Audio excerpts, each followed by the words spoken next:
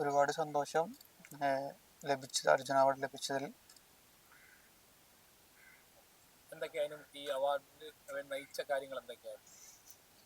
നയിച്ച കാരണങ്ങൾ പ്രത്യേകിച്ച്, അതായത് നമ്മൾ ട്രെയിനിങ് ചെയ്ത് അതിനനുസരിച്ച് മെഡൽ വന്നു. Asian games, last Asian games 2 medal ഉണ്ടായിരുന്നു. അതുപോലെ ഏഷ്യൻ ചാമ്പ്യൻഷിപ്പ് ഒരു മെഡൽ ഉണ്ടായിരുന്നു. അതുകൊണ്ട് ഞാൻ അപ്ലൈ ചെയ്തു. അതുകൊണ്ട് അർജുന അവാർഡ് ലിസ്റ്റിൽ പേര് വന്നു. ഈ 4x400 മീറ്ററിലെ പ്രകടനമാണല്ലോ അർജുന അവാർഡിലേക്ക് തന്നെ പോകുന്നത്. എന്തൊക്കെയാണ് നമ്മുടെ ട്രാക്കിലെ റെക്കോർഡൊക്കെ എന്തൊക്കെയായിരുന്നു? ട്രാക്ക് റെക്കോർഡ് 4x4 റിലേ പോവാൻ, അതായത് ബെസ്റ്റ് 400 മീറ്റർ ഇന്ത്യയിലെ ബെസ്റ്റ് കറണ്ട് 4 ആരാണോ അവരാണ് 4x4 ഓടുക. അതിനനുസരിച്ചിട്ടാണ് ടീം ഡിസൈഡ് ചെയ്യുക. ഈ ആരോടൊക്കെയാണ് ഈ ദിവസം നന്ദി പറയേണ്ടത്?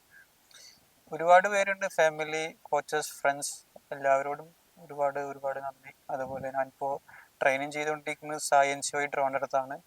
അതുപോലെ ഇവിടെയുള്ള എല്ലാ സപ്പോർട്ട് സ്റ്റാഫ്, ഫിസിയോസ്, കോച്ചസ് എല്ലാവരോടും ഒരുപാട് ഒരുപാട് നന്ദിയുണ്ട്.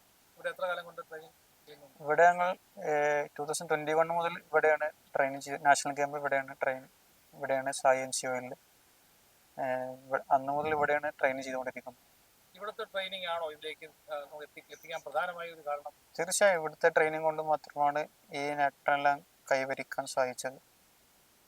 നമുക്ക് ഈ അർജുന അവാർഡ് നേടി എന്ന് പറയുന്നത് നമുക്ക് കേരളത്തിൽ മൊത്തം അഭിമാനമാണ്.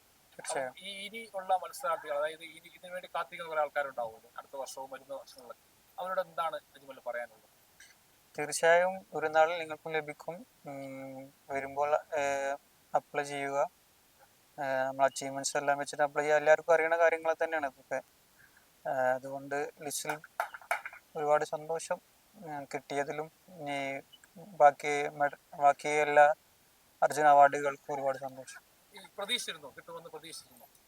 ഇല്ല, പ്രതീക്ഷിച്ചിട്ടുണ്ടായിരുന്നില്ല. അപ്ലൈ ചെയ്തു, ലിസ്റ്റിൽ പേര് വന്നു, കിട്ടി.